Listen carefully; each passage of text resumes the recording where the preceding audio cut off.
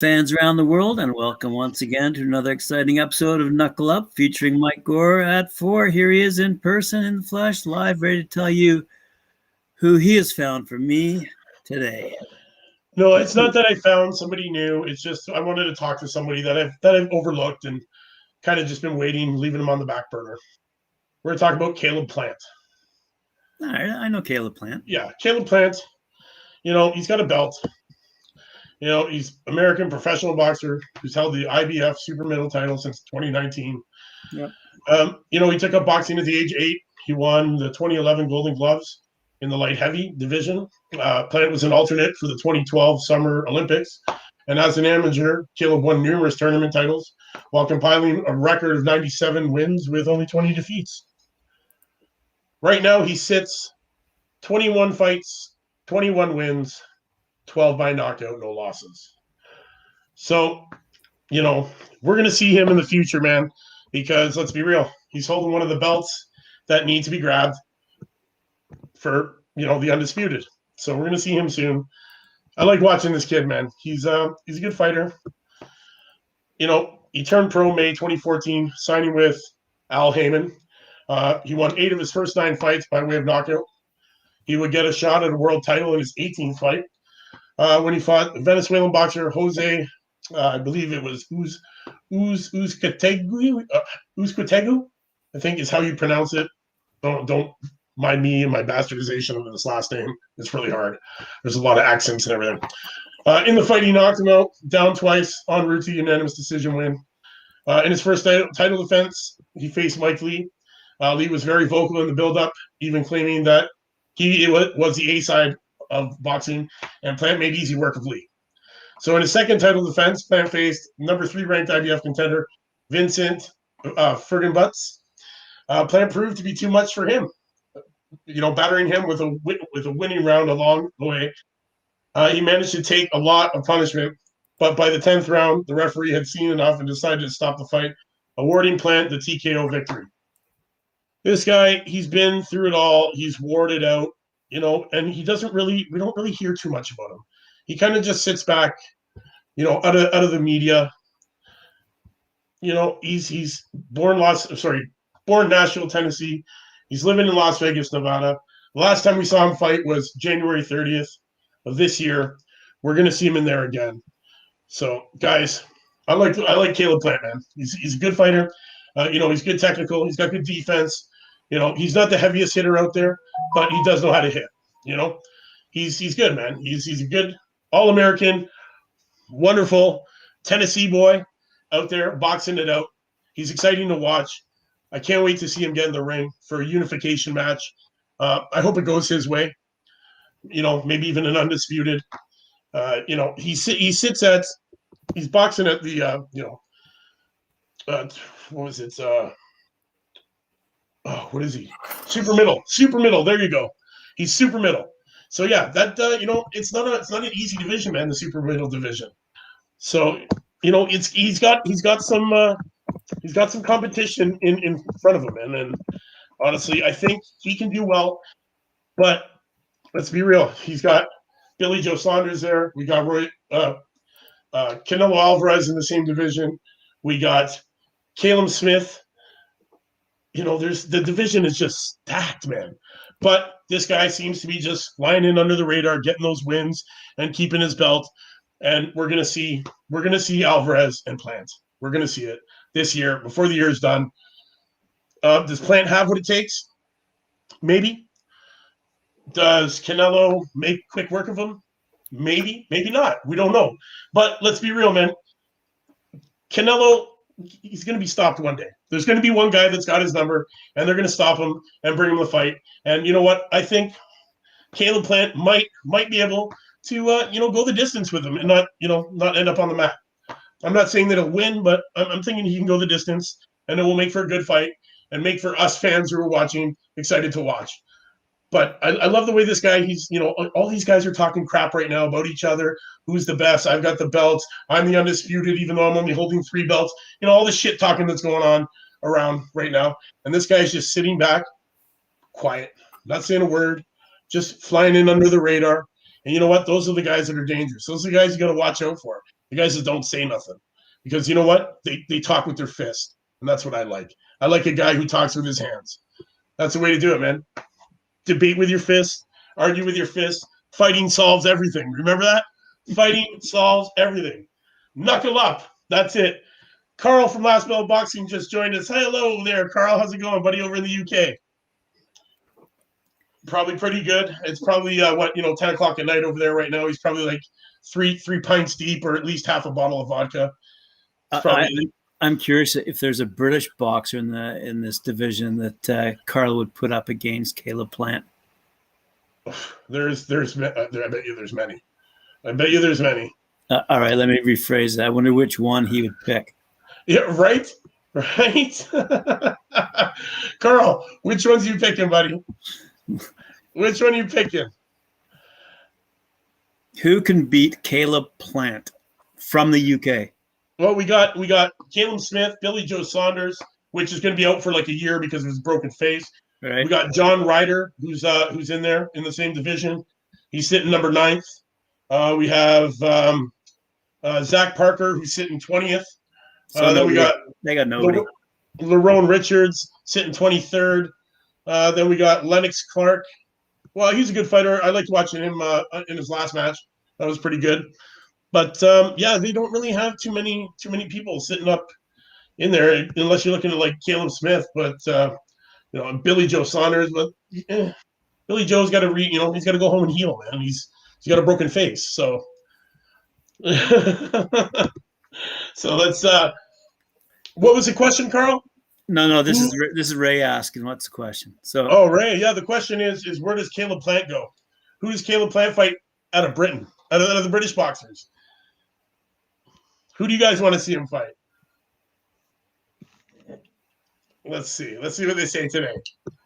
Felix Cash. Come on. Is that it, Ray? Oh, Felix Cash, really? No. That's my guess. John Ryder. He says John Ryder.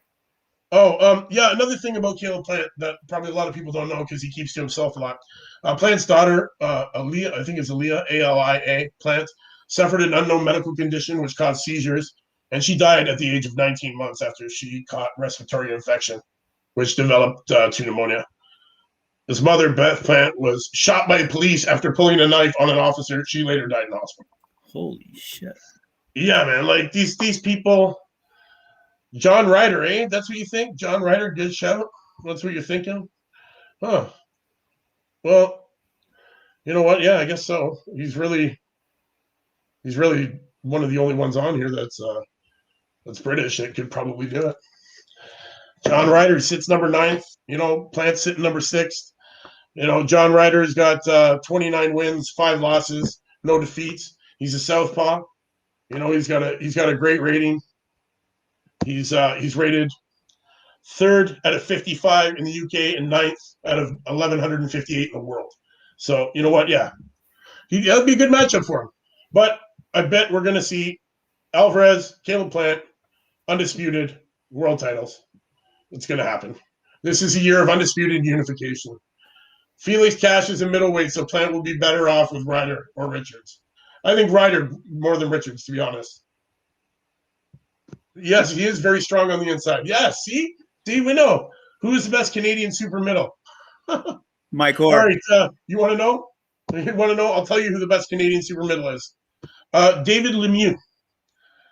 He's 32. He's out of Montreal. He's 42 wins, 4 losses. 42 wins, 4 losses, no draws.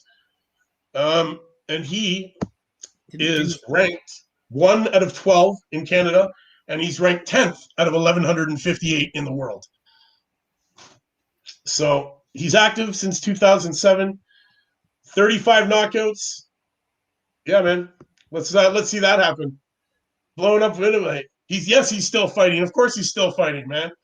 Come on. He's Canadian, bro. We fight all the way through. He's actually scheduled to fight June 4th against David Ziguerra at Hotel Holiday Inn in Mexico for 10 rounds. Should be a good battle. David Ziguerra has 34 wins, 4 losses, no ties. But he hasn't been in the ring since October So he's almost going to be out of the ring a year by the time he gets in. And before that was literally a year before that he was in the ring. So, and a year before that. So he's only fought in the last 3 years 4 times. So yes, definitely. Honestly though, guys, Caleb Plant, he's a good boxer, man. You know, he lays low. You don't hear a lot from him. You know, I wouldn't doubt that you would hear anything from him, especially after the fact that, you know, his mother was shot and killed by police and his 19-year-old baby died. Like, it's incredible. It's incredible that he can still get in the ring and function, to be honest. But Graham, yes, you know Caleb Plant. I'm gonna rep him. I like him. He's a good lad. We'll see what he has to offer. We'll see what fights are happening after this next one in June. You know.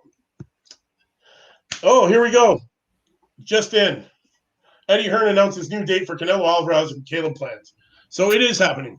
What? There we go. Yep. Yes. Caleb Plant. Canelo Alvarez is just one more belt away from being the undisputed super middleweight champion. While Caleb Plant's IBF strap appears to be his goal at 168, the unification matchup is likely to go down within a few months.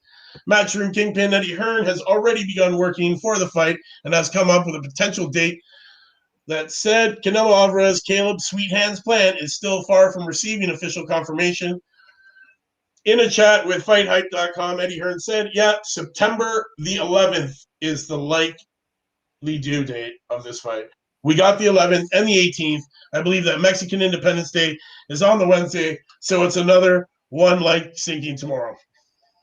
So, yeah, man, 11th or 18th of September. We're going to see it. So September's gearing up to be huge, man. What's the sources, though? The sources is Eddie Hearn himself. Sources is Eddie Hearn himself. Wait, wasn't it Fight Hype? Maybe one. Not just Fight Hype. There's others. That was Fight Hype. Oh no, Essential Sports. Then we have Boxing Insider. Another good source for information to keep you up to date with the boxing world that we use at TalkingFight.com, and that I personally use on Knuckle Up at 4 with Mike Orr. Well, it's not like I thought you dreamed this stuff up. Oh man, are you kidding me? I dream so much boxing. I'm punching people in my sleep. You spend all your days researching, watching these fighters, watching these fights, listening to these promoters, contacting people. Yeah. This is your life, man. Would I ever think you're dreaming this stuff up? No, you know what? Sometimes I feel that it is a dream, completely, 100%. Because when I'm not doing anything with boxing, I don't feel right. I feel like I'm sleeping, or I am sleeping. Pretty sure Jake Paul is the greatest promoter in the world. Ha ha ha. You know what? You're effing right.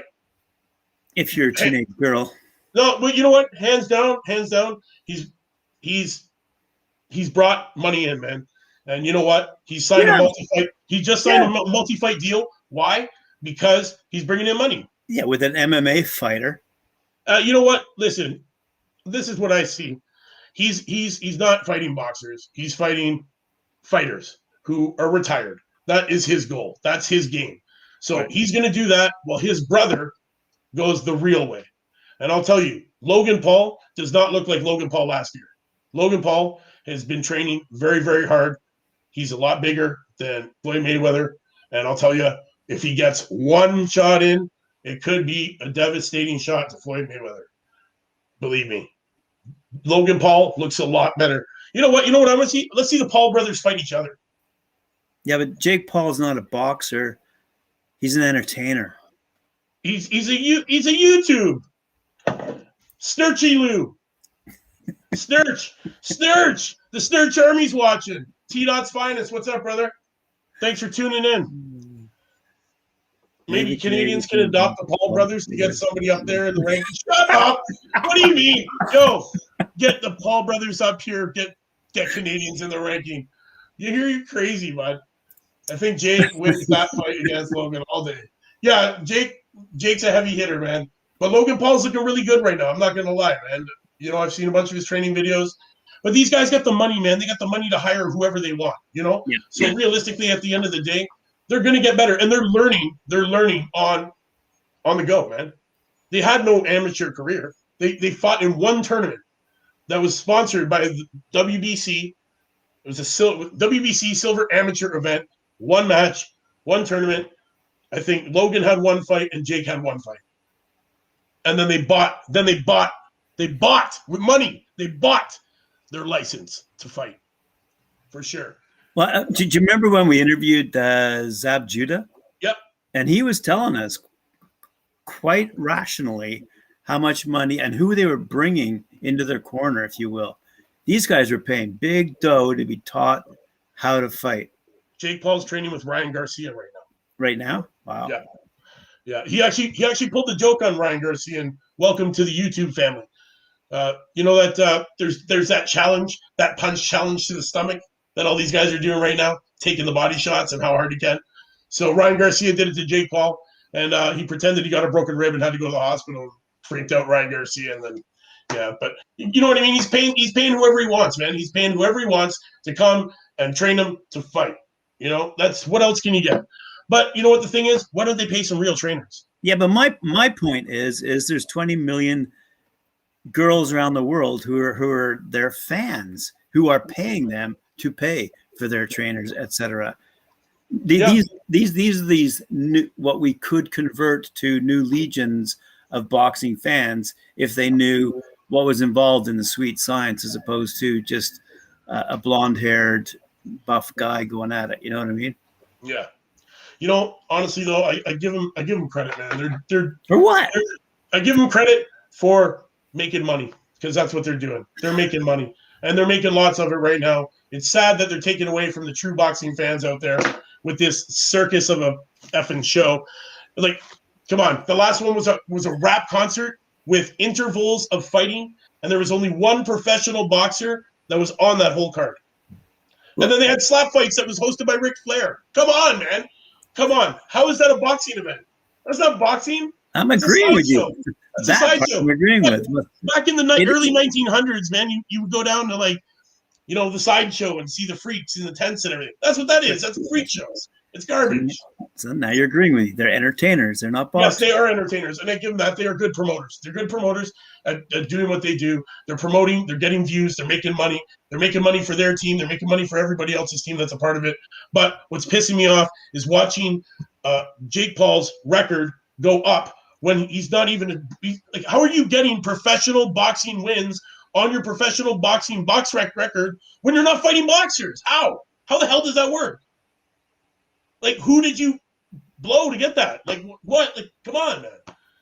You fight Nate Robinson. Was Nate Robinson, was he a basketball player? He fought a 40-something-year-old basketball player. Right. How did your record go up in professional boxing wins when you fought a basketball player who had only been boxing in a ring for a year? And not even in a ring, training for a year. This is ridiculous. Anyway, let's... Yeah. Okay, they're here nor there. Logan Paul, Floyd Mayweather. Next week, we're going to watch. Well, I'm going to watch it because I want to see somebody get knocked the hell out, and somebody's going to. And then, Jake Paul and Tyron Woodley has been announced. Yes, thank you. Thank you, James. Yes. We're going to watch it next week. We're going to see somebody get knocked out, and then I'm going to talk about it on the Sunday show, and we're going to laugh all about it because that's what we do. But Tyron Woodley, Jake Paul, the deal's been done. He's fighting another washed-up wrestler. So, yeah, I guess this is 4-0. Honestly, we have yet to see what Jake Paul's capable of because all he does is throw that overhand right, and then the fight's over. It's hilarious. It's hilarious. But Zab Judah did say it the best. He's been at the gym with this boy, and he is training. And, those guys have gone through a transformation. From last year to now, they look way, way different. Their game is different. Their body weight is way different. The way they're cut is different. They got the money to pay for the training. And you know what? They're learning on the go. That's what it is. They're learning on the go because they have no amateur record. Show us how he throws it, Mike. Oh, leave me. I'll show you how he throws it. Just like that. Just like that. Oh, yeah. That overhead right. Overhead right. That's what it is right there. But yes. Anyways, let's get back to it. Where were we on this show? Caleb Plant. We were at Caleb Plant. And then these guys on the side talking got me rambling on about the Paul brothers, Jake Paul and Logan Paul. Effing crap. Because it's entertaining. Oh my God. It is entertaining. And it's sad. It's sad that we're talking about these guys. Like, really, they had a feud on YouTube. Now they're feud. Like, you know what? Let's see them fight each other. That's what I want to see. After these fights, oh my God, man. You know what, though? This is really giving, like, all these old veterans hope to get back in the ring, too. Because, like, what now? Oscar De La Hoya is going to get in the ring because of Mike Tyson and all this crap. Like, man, what's boxing becoming? It's get a poster put up behind me. Carl, didn't you see his boxer? He actually had a poster of box. Oh, wait. There it is. I can't buy tape because it's not essential.